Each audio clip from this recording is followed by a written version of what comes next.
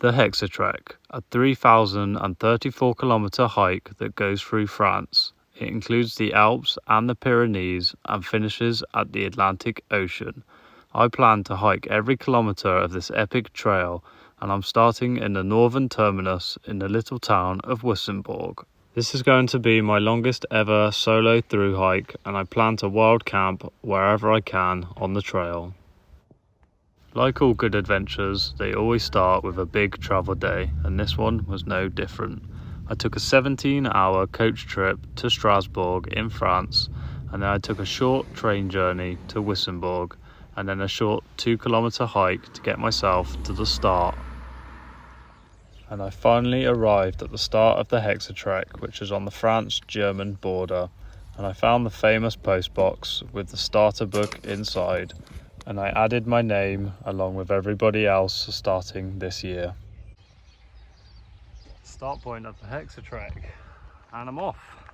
Now I've got 3,034 kilometres of beautiful French countryside and villages and mountains, the Pyrenees and the Alps all ahead of me. And yeah, I'm not sure if I've processed it yet, that I'm actually on the Hexatrek starting this hike.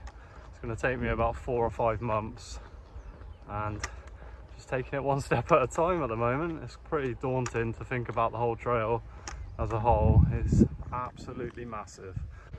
Got a couple of kilometres now to my first little town of Wissembourg, which I was at about 40 minutes ago, because that's where I got off on the train.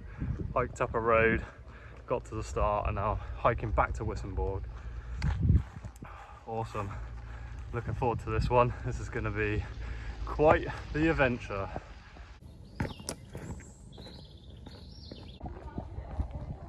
So I hiked through Wissembourg for a second time, and after a quick stop at the shop, the trail then took me away from the urban area and into the French countryside. I'm on about 4 miles of the trail now, and it's come straight out of the town and straight into this woodland. It's absolutely beautiful, and there's so many birds chirping, and this is exactly what I've come here for.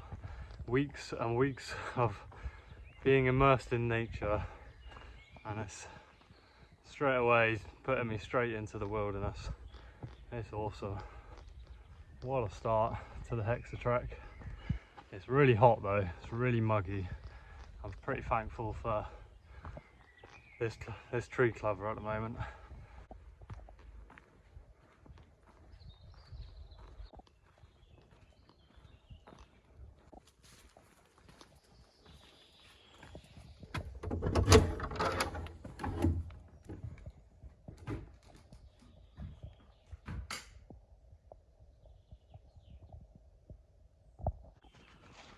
I've seen enough films to know that that is not a place to sleep in. That looked terrifying. That looked straight out of like some horror film. Just a broom in the corner and an open attic. No, thank you.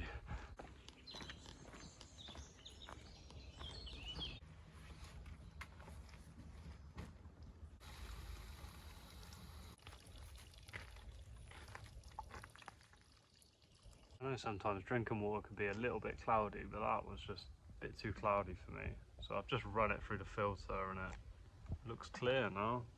I'm just using a little Sawyer mini filter. But it's just not really cloudy anymore. That was just a bit too white for me, so better be safe than sorry. It's a bit annoying. I've already found a couple of ticks on me.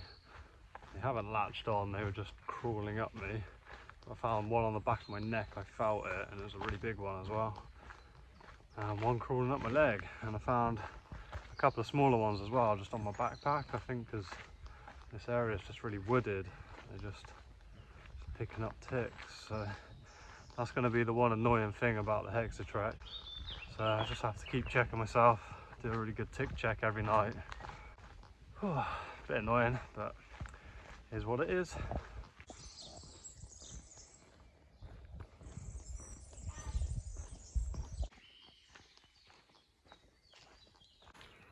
Oh, this looks cool. It's like a little shed, a little lookout point. Ah, nice. And a map. So this is where I am. I'm currently following the GR53 route, which has now turned into the Hexatrek, which is just the red one. And it looks like there's loads of castles coming up. And hopefully I'm banking on this being water. I've completely run out of water. The last water stop about 2 kilometers ago was just dry. There's no water there. So at the moment I'm experiencing hit or miss with the water points. So yeah, hopefully this one has water.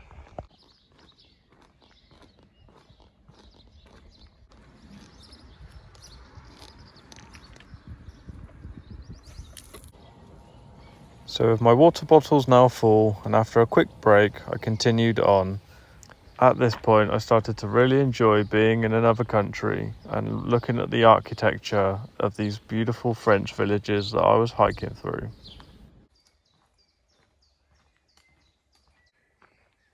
Keep hearing rumbles of thunder over to my left here, and I've got no phone signal so I can't check the weather, but by the sounds of it, it doesn't sound very good.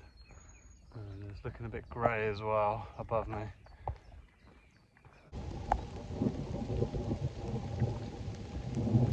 Here comes the rain.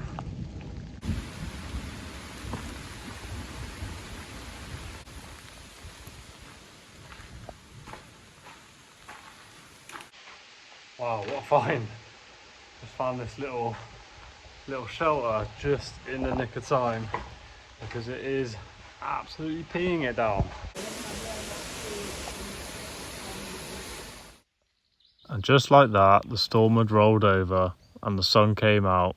After a little bit of solar charging, continued on the trail into the afternoon.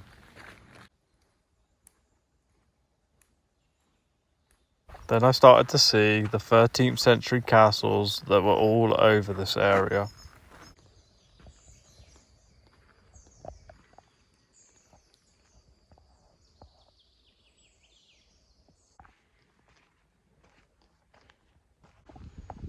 Found a nice place to camp tonight. Nice flat bit under the tree here. Just going to put my tent up very soon. And it's next to Chateau de Fronsburg. It's a really old chateau. You can see it's like it's derelict at the moment. You can see like this is natural rock here, and then they've built the chateau around it. Didn't get any sleep last night on the coach. I can't sleep on a coach. I'm 6'3", so I don't really fit very well. But I think I've got a minute here and a minute there. But yeah, I need a good night's sleep tonight, I think.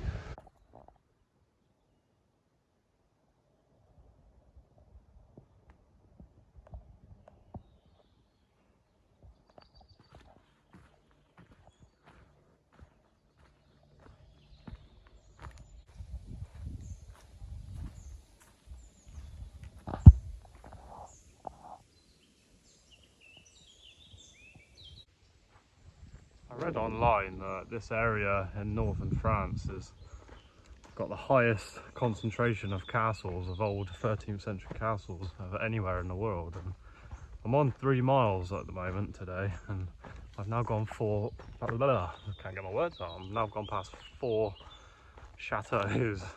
I'm about 1 kilometre away from a little village now that says there's a water fountain, and for navigation I'm using the Hexatrek app, and it tells you exactly where you are and just tells you where the route is, and it's got loads of points of interest, so where the water is and the food and the shops and toilets and all the interesting things along the trail. And it's perfect because it just tells you where your next water is, where the food is, and you can just plan accordingly to that, and you don't have to really think about it too much then. You just look when your next water is and carry enough for that distance, and same with food. And one really nice thing about the app is when the trail is green, that's where you're allowed to stick a tent and wild camp for the night, and then when it's red, that means you're not allowed to. Normally when you're sort of coming close to civilization or a little village or a town, which is really cool. It just makes it really easy to know where you're allowed to camp and where you're not.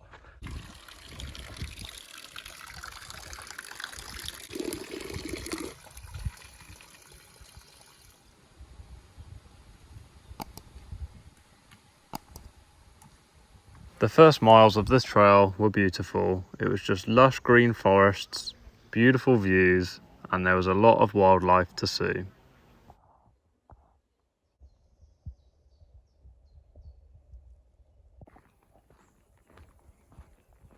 One of my favourite things about these first couple of days were the 13th century chateaux along the route. There were so many to see, and I really enjoyed exploring them. It was amazing to think that 600 years ago people were living in these amazing chateaux, and the views from them were incredible.